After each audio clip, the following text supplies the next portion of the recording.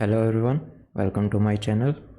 Myself Deepak, and today we are going to start our next part of fundamental rights. Okay, इससे पहले के जितने भी parts cover हमने कर लिए आर्टिकल 32 तक, तो वो आपको प्रीवियस वीडियोस के अंदर मिल जाएंगे या फिर प्लेलिस्ट में जाके आप चेकआउट कर सकते हैं। और जितने भी बुक्स हैं रिलेटेड टू यूपीएससी, तो उनके सबके लिंक्स सबके बारे में मैंने मेंशन किया हुआ है डिस्क्रिप्शन बॉक्स में, तो एक बार जाके आप चेकआउट कर सकते हैं। तो चलिए स्टार्ट करते हैं। अभी तक हमने आर्टिकल 32 तक पढ़ लिए, लेकिन इस चैप्टर के अंदर मोस्टली हम पढ़ेंगे आर्टिकल 32 के अंडर आने वाली जितनी भी रीड्स हैं उनके बारे में।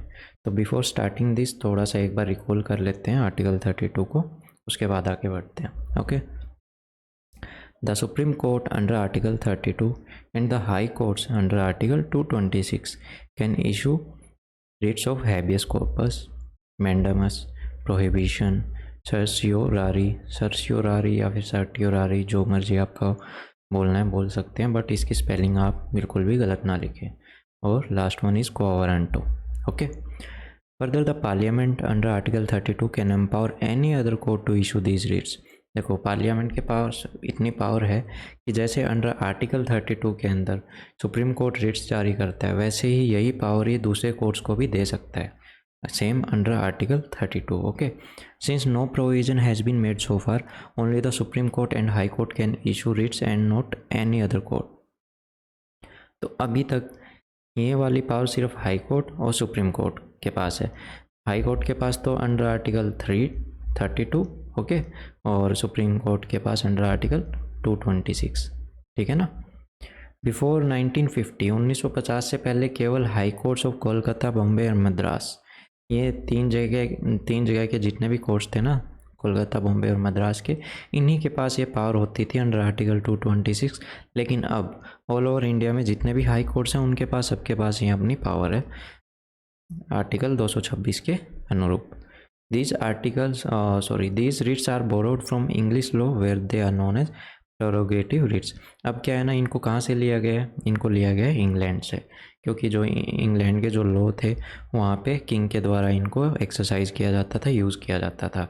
और ऊपर से इसको किंग को क्या बोला जाता है? Fountain of justice. कहाँ पे? इंग्लैंड के अंदर। लेकिन बाद में हाई कोर्ट्स को भी ये पावर दे दी गई थी कि भाई वो लोगों के राइट्स को बनाए रखने के लिए, उनकी लिबर्टी को संजोए रखने के लिए ये रिट्स जारी कर सकता है। The jurisdiction of supreme court differs from that of high court in 3 respect. अब क्या है ना, सुप्रीम कोर्ट और हाई कोर्ट दोनों ये रिट्स जारी कर सकता है, लेकिन इसके बीच में भी एक डिफरेंस है, कुछ डिफरेंसेस है। वो डिफरेंसेस क्या है? देखो, ऐसा नहीं है कि अगर हम किसी से पूछते हैं हाँ भाई डिफरेंस बताओ सुप्रीम कोर्ट की रेट्स और हाई कोर्ट्स की रेट में, तो आप ये नहीं कहोगे कि भाई सुप्रीम कोर्ट अंडर आर्टिकल 32 करता है और हाई कोर्ट अंडर आर्टिकल 226, बस हो गया, कहानी ख़त्म। नहीं, ऐसा कुछ नहीं है, उसके बारे में अभी हम प्रॉपरली पढ़ते हैं। देखो, Supreme Court can issue writs only और the enforcement of fundamental rights. क्या है ना, यहाँ पे क्या कहा गया है? सुप्रीम कोर्ट है वो केवल ये जो रिट्स है इनको तभी यूज़ कर सकता है जब बात किसकी चल रही हो? फंडामेंटल राइट्स के हनन की। वाइल जो हाई कोर्ट है वो इन रिट्स को केवल फंडामेंटल राइट्स ही नहीं बल्कि जो अदर पर्पज़ हैं उनके लिए भी यूज़ कर सकता है। तो एक तरह से देखें तो रिट्स के मामले में किसकी पावर हमको ज़्यादा लगती है? हाई कोर्ट की, क्योंकि वो अपने दूसरे पर्पज़ के लिए भी रिट्स को जारी कर सकता है। लेकिन सुप्रीम कोर्ट केवल और केवल फंडामेंटल राइट के हनन के रूप में ही इनको यूज़ कर सकता है। The expression for any purpose refers to the enforcement of ordinary legal rights. Thus, the writ jurisdiction of Supreme Court in this respect is narrower, है ना, narrower than that of High Court. तो यहाँ पे क्या कहा गया है कि इस सेंस में अगर हम देखें तो सुप्रीम कोर्ट की जो पावर है, जो जुरिडिक्शन है रिट जारी करने की, वो नैरो है या फिर कम है किससे? हाई कोर्ट से। Supreme Court can issue writs against a person और a government throughout the territory of India. अब क्या है, सुप्रीम कोर्ट देश का एक सबसे सर्वोच्च कोर्ट है, तो वो जो उसका जो वर्क एरिया है, जो टेरिटरी है, वो पूरी ऑल ओवर इंडिया है, ठीक है। तो उस उपलक्ष्य में अगर भारत देश के अंदर किसी भी हिस्से में किसी के भी फंडामेंटल राइट का हनन होता है तो डायरेक्ट सुप्रीम कोर्ट में आके अपनी क्या है अपील कर सकता है, या फिर ये अपनी याचिका डाल सकता है कि हाँ सर मेरा ऐसे ऐसे फंडामेंटल राइट्स का हनन हुआ है तो आप मेरी मदद कीजिए।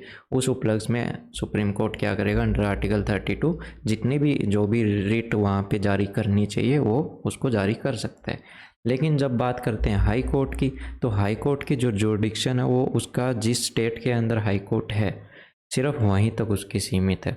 वो अपनी जुरिडिक्शन अपनी स्टेट की टेरिटरी से बाहर नहीं लागू कर सकता जब तक वो क्वेश्चन उसकी स्टेट से जुड़ा हुआ ना हो। ठीक है। The territorial jurisdiction of supreme court for the purpose of issuing writs is wider than that of high court. अब यहाँ पे सीधी सी बात है भाई, सुप्रीम कोर्ट की जो पावर है रिट जारी करने की जुरिडिक्शन के मामले में, टेरिटोरियल जुरिडिक्शन के मामले में एरिया को देखते हुए, तो सुप्रीम कोर्ट की पावर ज़्यादा है किससे, हाई कोर्ट से। ए remedy under article 32 is it in itself a fundamental right. अब यहाँ पे क्या कहा गया है, जो सहायता हमको प्रदान की गई है अंडर आर्टिकल 32 है ना, जो हमको ये एक तरह से अधिकार दिया गया है, ये खुद में एक फंडामेंटल राइट है। सो सुप्रीम कोर्ट में not refuse to exercise its writ jurisdiction. तो इस वास्ते सुप्रीम कोर्ट हमको इस चीज़ के लिए मना नहीं कर सकता कि मैं आपके लिए कोई भी रिट को जारी नहीं करूँगा। तो ये उनको करना ही करना पड़ेगा क्योंकि ये खुद एक फंडामेंटल राइट है under article 32। On the other hand, दूसरी तरफ देखें तो जो आर्टिकल 226 है वो डिस्क्रिशनरी है, मतलब अपनी मन मर्जी मुताबिक हाई कोर्ट उसको यूज़ कर सकता है। अगर उसको ये लगेगा कि हाँ ज़रूरी है इसको जारी करना तो करेगा, अगर उसको ये लगेगा नहीं ज़रूरी है तो आप वहाँ पे इस तरह का कोई क्लेम नहीं कर सकते कि नहीं आपको ये यूज़ करना ही करना पड़ेगा, क्योंकि आर्टिकल 226 हमारे फंडामेंटल राइट्स के अंडर में नहीं आता। Okay. Article 32 does not merely confer the power on the Supreme Court as Article 226 does on a High Court to issue writ for the enforcement of fundamental rights or the other right as a part of its general jurisdiction। वही बात कही गई है कि भाई article 32 के तहत supreme court को रिट्स जारी करनी ही करनी पड़ेगी, लेकिन 226 के अनुसार जो हाई कोर्ट है वो फंडामेंटल राइट्स के लिए तो रिट्स जारी कर ही सकता है, लेकिन जो अदर पार्ट है, जो जनरल जुरिडिक्शन है, जो और कोई कामकाज हो गया उसके लिए भी जुरिडिक्शन जो ये रिट्स हैं इनको जारी कर सकता है। तो यहाँ पे बात करी गई है कि जो डिफरेंट काइंड ऑफ रिट्स हैं आर्टिकल 32 और 226 की, उनके बारे में अब थोड़ा सा पढ़ा जाएगा। तो वो क्या है, सबसे पहली बात करते हैं हेबियस कॉर्पस की। It is a Latin term which literally means to have a body of. ठीक है, तो इसका मतलब है कि to have a body of मतलब किसी भी इंसान को कोर्ट के सामने पेश करना। अभी एक एग्जांपल लेते हैं, मान लो कि एक तरह से मैं खुद के ऊपर ही एग्जांपल लेके समझा देता हूँ। मान लो पुलिस ने मेरे को पकड़ लिया, जेल के अंदर डाल दिया, ठीक है। अगर जेल के अंदर डाल दिया तो मेरे कुछ अधिकार हैं जो पुलिस को पूरे ही करने पड़ेंगे, like under article 22। Under article 22 में क्या है, उसका जो सेकंड क्लॉज है उसके अंदर क्या बोला गया है कि अगर किसी भी व्यक्ति को आपने अरेस्ट कर लिया है ना, तो आपको उसको 24 घंटे के अंदर अंदर मैजिस्ट्रेट के सामने पेश करना पड़ेगा। ठीक है, अगर पुलिस ऐसा नहीं करती है तो फिर क्या करेंगे। अब मान लो पुलिस ने मेरे को पकड़ लिया और वो मैजिस्ट्रेट के सामने मेरे को पेश ही नहीं कर रहे, जिससे मेरे को ना तो ये पता कि मेरा गुनाह क्या है और ना ही ये पता कि भाई क्यों अरेस्ट करके बैठा रखा है, वो चाहते क्या है मेरे से। तो किसकी गलती हुई, पुलिस की गलती हुई। तो मेरे पेरेंट्स क्या करेंगे, जाके सीधा खड़े हो जाएंगे कहाँ पे, सुप्रीम कोर्ट में या फिर हाई कोर्ट में कि जी हमारे बच्चे को पकड़ लिया। और जो मेरा लॉयर है वो क्या पिटीशन दायर करेगा, आर्टिकल 32 या 226 के अंडर में हैबियस कॉर्पस की पिटीशन दायर करेगा कि सर ऐसे ऐसे हमारे जो क्लाइंट है उसको क्या है ना पुलिस ने अरेस्ट किया हुआ है बिना किसी मतलब के, और उसको क्या मैजिस्ट्रेट के सामने पेश भी नहीं करा गया।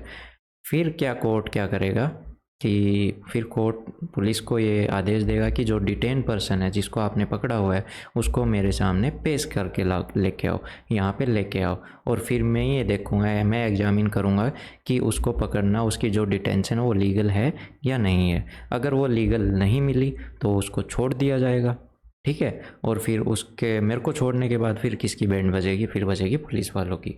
जिधर मैं खड़ा था ना, फिर उनको खड़ा वहाँ पे होना पड़ जाएगा क्योंकि उन्होंने एक इलीगल तरीके से मेरे को अरेस्ट वहाँ पे किया था, इस तरह से, ठीक है ना। तो अब देखते हैं कि जो ये जो हैबियस कॉर्पस है ये पुलिस के या पब्लिक अथॉरिटी लाइक पुलिस हो गया या फिर कोई भी संस्था होगी तो उसके खिलाफ़ भी हो सकता है, और या फिर एक प्राइवेट इंडिविजुअल के खिलाफ़ भी हो सकता है। यहाँ पे एक एग्जांपल और दे देता हूँ मैं आपको प्राइवेट इंडिविजुअल के उपलक्ष्य में। मान लो किसी ने मेरे को पकड़ लिया, ठीक है, मैंने अगले के पैसे ले रखे थे, मैंने दिए नहीं, चुकाए नहीं, उसने मेरे को पकड़ लिया, घर के अंदर कैद कर लिया, फिर घर वाले वहाँ पे जाएंगे 32 के अनुसार हैबियस कॉर्पस डाल देंगे, फिर कोर्ट करेगा कि भाई पकड़ के लेके आओ, हाँ भाई आपने इसको क्यों पकड़ा, अगला कहेगा कि जी इसने मेरे पैसे ले रखे हैं, तो शायद कोर्ट क्या कह देगा, हाँ भाई ठीक है आपने फिर तो इसको सही पकड़ा हुआ था। अगर वो झूठा साबित हो गया तो फिर उसकी क्या लगेगी, फिर उसकी लंका लगेगी अच्छी वाली, है ना, फिर वो फंसेगा जिधर मैं खड़ा था, फिर वो खड़ा हो जाएगा वहाँ पे, फिर उसको पकड़ लिया जाएगा, ऐसा सीन। या फिर मैं किसी की लड़की भगा लाया, ठीक है वैसे ऐसा होगा नहीं, तो मान लो कोई लड़का किसी लड़की को भगा लाया, आपस में प्यार करते थे, ठीक है, लड़का लड़की एक साथ रहने लगे, उसके पेरेंट्स ने पुलिस में जाके कंप्लेंट कर दी कि हमारी लड़की को ऐसे कोई भगा ले गया है, ठीक है, बहला फुसला के। तो घर वाले कहाँ जाएंगे, हैबियस कॉर्पस डाल सकते हैं वहाँ पे कि भाई ऐसे ऐसे हमारी लड़की को पकड़ के रखा हुआ ज़बरदस्ती। फिर लड़की को कोर्ट कहेगा कि हाँ मेरे सामने पेश करो, पुलिस आएगी, लड़की को लेके जाएगी। लड़की जाते ही क्या करेगी, हाँ जी मेरे को धक्के से पकड़ रखा था, फिर लड़का फंस गया, है ना, फिर उसके खिलाफ़ कार्रवाई होगी। तो ये एक तरह से प्राइवेट इंडिविजुअल के खिलाफ़ भी यूज़ हो सकता है। अब यहाँ पे बात करते हैं ये किस किस के खिलाफ़ यूज़ नहीं हो सकता, किस किस के खिलाफ़ इशू नहीं हो सकता। एक तो तब इशू नहीं हो सकती जब जिसको पकड़ा गया है वो लॉफुली पकड़ा गया हो, सही तरीके से पकड़ा गया हो, हाँ भाई इसको पकड़ना ज़रूरी था, पुलिस ने अरेस्ट कर लिया क्योंकि इसने अपराध किया था। दूसरा, अगर उसने किसी भी कोर्ट का कंटेम्प्ट किया है, ठीक है, उसकी निंदा की है या फिर उसके आदेशों का उल्लंघन किया, ऑर्डर का उल्लंघन किया है, तो उसको भी पुलिस अरेस्ट कर सकती है, तो उस केस में भी हैबियस कॉर्पस नहीं लग सकता, ठीक है। Detain by the contempt of court, या फिर उसकी प्रोसीडिंग का अगर वो निंदा कर दे तो उस केस में भी detention is outside the जुडिक्शन of the court. अब मान लो किसी हाई कोर्ट की जुडिक्शन से वो केस बाहर है, ठीक है, कोई दूसरी स्टेट में किसी को पकड़ा है और तीसरी स्टेट के हाई कोर्ट के पास जाके वो क्या करे, किसी मेरे बच्चे को पकड़ लिया, तो उसकी जुडिक्शन से बाहर है, तो उस केस में भी सेम जो दूसरी स्टेट का जो हाई कोर्ट है वो क्या है, रिट जारी नहीं करेगा। अब बात करते हैं मैंडेमस की। यहाँ पे क्या बोला गया है, इट लिटरली मीन्स कमांड, कि कमांड देना। It is a command issued by a court to a public official asking him to perform his official duty. अब यहाँ पे क्या बोला गया है, सिंपल सी बात है, अगर मान लो कोई भी ऑफिसर है वो अपना काम अच्छे ढंग से नहीं कर रहा है, या कोई एक IAS ऑफिसर है या फिर कोई वैसे ही पब्लिक सर्वेंट है, सरकारी नौकरी में कोई कर्मचारी है और वो अपना काम अच्छे से नहीं कर रहा है, आपको आपके बहुत चक्कर कटा रहा है, तो आप जाके कोर्ट में मैंडेमस के तहत अपील कर सकते हैं, या फिर क्या है ना, उनको कंप्लेंट कर सकते हैं कि ऐसा ऐसा हो रहा है। फिर कोर्ट क्या करेगा, मैंडेमस की जो रेट है वो जारी कर देगा उसके इंसान के खिलाफ़ कि हाँ आप क्यों नहीं अपना काम कर रहे, या तो आप काम कीजिए वरना आपके खिलाफ़ कार्रवाई होगी, ठीक है। और ये किस किस के खिलाफ़ इशू हो सकता है, कॉरपोरेशन के खिलाफ़ भी हो सकता है, किसी कोर्ट के खिलाफ़ भी हो सकता है, या कोई ट्राइब्यूनल हो या फिर गवर्नमेंट हो, तो उन सब के खिलाफ़ ये यूज़ हो सकता है। अब ये किसके खिलाफ़ यूज़ नहीं हो सकता वो बात करते हैं। अगेंस्ट अ प्राइवेट इंडिविजुअल और अ बॉडी, कोई प्राइवेट कंपनी है उसके अपने तौर तरीके काम करने के, और क्या पता आपको लग रहा हो कि वो काम नहीं कर रही हो लेकिन उसका काम करने का तरीका ही वो हो, तो आप जाके कोर्ट में कह दो कि सर ये इस तरह से काम नहीं कर रहे, तो वो कोर्ट में ऐसा जाके बोल सकती है कंपनी कि नहीं जी हमारा काम करने का तरीका ये है, तो कोर्ट उस उपलक्ष्य में क्या है ना, उस बेस पे मैंडेमस की जो रेट है उसको जारी नहीं कर सकता। दूसरा, जो डिपार्टमेंटल इंस्ट्रक्शन है उनको मान लो वो स्टैचूटरी एक तरह से गवर्नमेंट के अधीन ना आते हो, तो वहाँ पे भी इसको जारी नहीं किया जा सकता। जब किसी की ड्यूटी और डिस्क्रिशनरी हो कि वो अपनी मन मर्जी मुताबिक उसमें फ़ैसले ले सकता है, तो उस बेस में भी आप नहीं जारी कर सकते हो, ठीक है।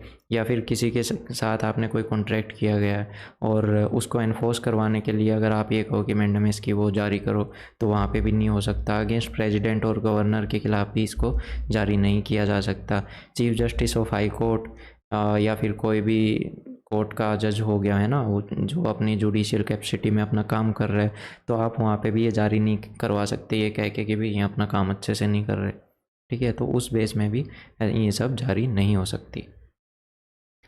प्रोहिबिशन के बारे में बात करते लिटरली मीन्स टू फॉरफिट, मतलब किसी चीज़ को रोकना, प्रिवेंट करना है। It is issued by higher court, ये किसी हायर कोर्ट के द्वारा किसी लोअर कोर्ट को या ट्रिब्यूनल को जारी की जाती है कि भाई आप जो ये काम, जो कोई भी प्रोसीडिंग जो कर रहे हो, ठीक है, इसको रोक दो क्योंकि ये आपकी जुरिडिक्शन से बाहर है।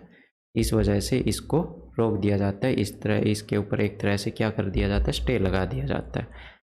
और जो ये प्रोहिबिशन की जो रिट है, ये किस किस के खिलाफ यूज़ हो सकती है, जुडिशियल और क्वासी जुडिशियल, जो जिनके अंदर किसी भी जज का होना ज़रूरी है, उन अथॉरिटीज़ के ऊपर इसको लागू किया जा सकता है। ये एडमिनिस्ट्रेटिव अथॉरिटी, लेजिस्लेटिव बॉडीज़ और प्राइवेट इंडिविजुअल बॉडीज़ है, उनके खिलाफ इसको यूज़ नहीं किया जा सकता। अब बात करते हैं सर्सियोरारी या फिर सर्टियोरारी, जो आपकी मर्ज़ी है बोल सकते हो इसको, बात ये है बस समझ में आना चाहिए आपको। ओके, ये भी हायर कोर्ट के द्वारा लोअर कोर्ट को दी जाती है। देखो, ये वाली थी एक तरह से प्रिवेंटिव, किसी काम को रोकना जो उनकी जुरिडिक्शन में ना हो।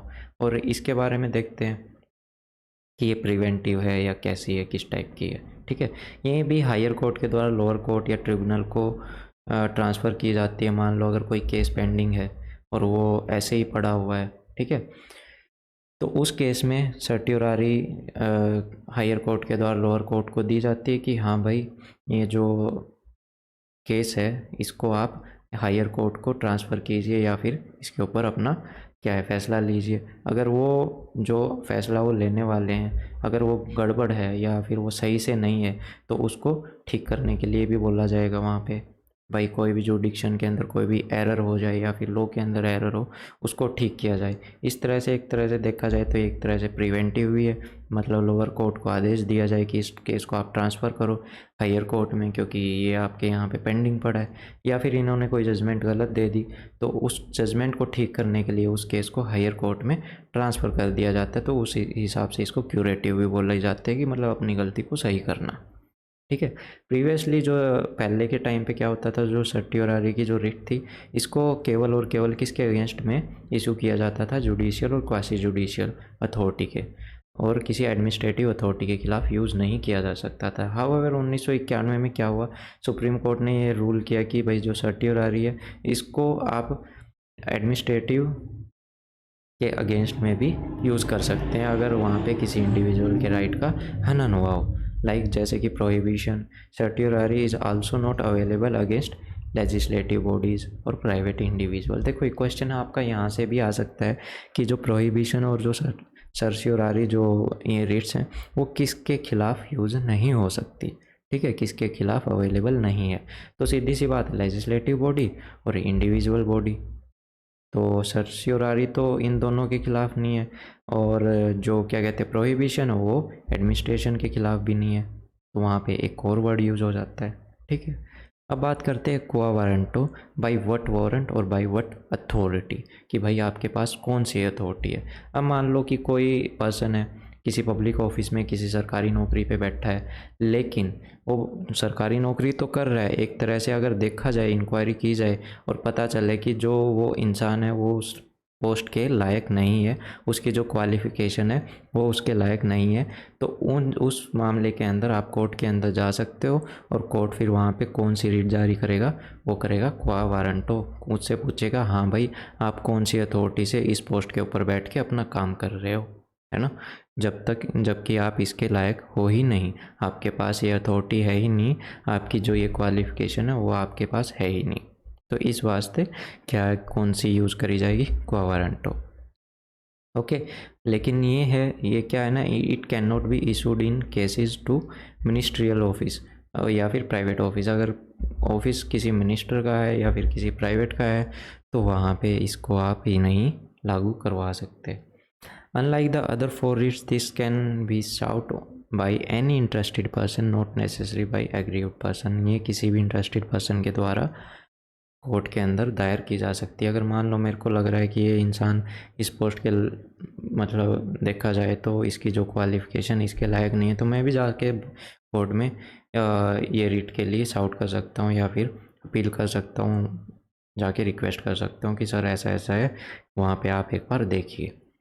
ठीक है, ऐसा नहीं कि अगर मेरा कोई अधिकार का हनन हुआ हो तभी मैं जाऊँ, नहीं, यहाँ पे कोई भी इंटरेस्टेड पर्सन कोर्ट में जाके खड़ा हो सकता है। तो ये थी जितनी भी पाँचों की पाँचों रीट्स। तो अगली क्लास के अंदर हम देखेंगे इसको आर्टिकल 31 को वहाँ पे एक्सप्लेन करेंगे, अच्छे से पढ़ेंगे कि उसके अंदर क्या सीन है क्या नहीं है ना। उसके जो ABC जितने भी तीनों पार्ट हैं उसको देखेंगे। अभी तक अगर कोई कमी लगी हो या फिर कोई गलती हो तो मेरे को प्लीज़ आप कमेंट सेक्शन में बताइएगा। अगर मेरे को इंस्टाग्राम या फिर टेलीग्राम पे फॉलो करना है तो आप अबाउट सेक्शन में जाके वहाँ से लिंक के थ्रू आप मेरे को फॉलो कर सकते हैं। कोई भी क्वेश्चन हो आप यहाँ पे जो कमेंट सेक्शन है वहाँ पे भी पूछ सकते हैं, और किसी भी सोशल मीडिया प्लेटफॉर्म पे भी पूछ सकते हैं। जितनी भी UPSC की बुक्स हैं सारी का डिस्क्रिप्शन आपको डिस्क्रिप्शन बॉक्स के अंदर सबके लिंक्स वगैरह और सबकी डिटेल एक्सप्लेनेशन वगैरह आपको वहाँ पे मिल जाएंगी, चाहे वो NCERTs हो या फिर स्टैंडर्ड बुक्स हो।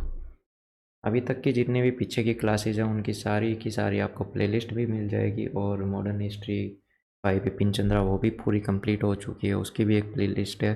तो चैनल में जाके आप उसको देख सकते हैं। वीडियो अच्छी लगी हो तो लाइक कीजिएगा, और चैनल सब्सक्राइब ना किया हो तो प्लीज़ एक बार सब्सक्राइब ज़रूर कीजिएगा। Thank you, have a nice day.